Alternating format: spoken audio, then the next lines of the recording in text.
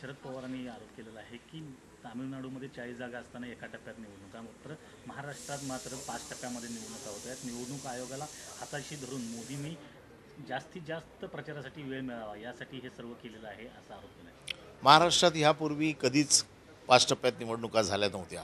2 टप्प्यात किंवा जास्तीत जास्त 3 टप्प्यात या निवडणुका होत होत्या. परंतु ह्यावेळेला 5 टप्प्यामध्ये निवडणुका घेतल्या आहेत आणि आपण बघताय की पंतप्रधानांना स्वतः महाराष्ट्रात फिरावं लागते. याचा अर्थ असा होतो की महायुतीला स्वतःवरती विश्वास राहिलेला नाही आणि शेवटी मोदींना आणावं लागते. मग हे तीन जे दिग्गज नेते आहेत, मुख्यमंत्री, 2 उपमुख्यमंत्री, ज्यांना फोडून आमच्यापासून घेतलं, एवढं करून देखील आज त्यांचा स्वतःवरती विश्वास राहिलेला नाही आणि मोदींना वेळ मिळावा आणि मोदींसाठी ही सगळी व्यूहरचना करावी म्हणून ही 5 टप्प्यात निवडणूक केलेली आहे. खरं म्हणजे 5 टप्पे अमृत नोनी गॅस्ट्रिन, अपचन, ॲसिडिटी, गॅस्ट्रबल ह्यापैकी तुम्हाला कुठलाही गॅस्ट्रिक प्रॉब्लेम झाला, उपाय एकच, अमृत नोनी गॅस्ट्रिन. टप्प्याची काही गरज नव्हती. 2 टप्प्यात निवडणुका यापूर्वी देखील महाराष्ट्रात झाल्यात आणि होऊ शकतात. बाकीच्या राज्याच्या निवडणुका देखील 40-40 जागा असताना 2 दिवसात होत आहेत, 1 दिवसात होत आहेत आणि अशा वेळेला केवळ पायाखालची वाळू घसरल्यामुळे ही आणि हे अपयश आहे त्यांचं की मोदींना महाराष्ट्रात वारंवार त्यांना आणावं लागतं आहे.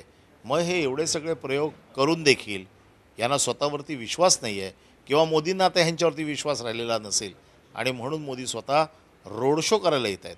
मोदींनी एखादी मोठी सभा करणं मी समजू शकतो, परंतु रस्त्यावरती मोदींना उतरवणं हे काय मला अजूनही पटत नाही. माझ्यासारखा कार्यकर्त्याला एवढ्या मोठ्या नेत्याने रस्त्यावरती मतं मागणं हे काही योग्य वाटत नाही. शिवसेनेला नकली म्हणणं हा प्रचंड पोरकटपणा आहे मोदींनी अशा प्रकारे.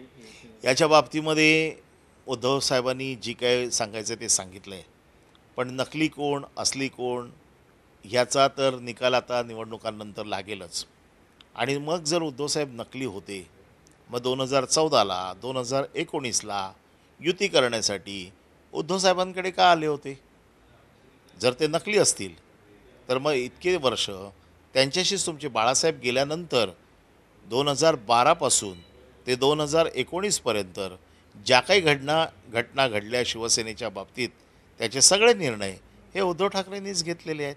त्यामुळे त्या बाबतीत जे काही निर्णय युतीचे झाले, मग हे नकली माणसाबरोबर तुम्ही घेतले का? मग तुम्हाला एवढी पण पारख नाही का असली नकलीची?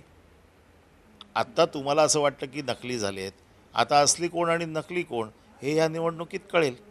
या निवडणुकीत प्रचंड पैशाचा वापर झाल्याचा आरोप हा शरद पवार यांनी केला आहे. बीड, बारामतीमध्ये तर रात्रीपर्यंत बँका उघड्या ठेवण्यात आल्याचं देखील सांगितलं. बघा, सगळे अवैध मार्ग सत्ताधारी पक्षाने अवलंबले आहेत. असा कुठलाही मार्ग राहिलेला नाही.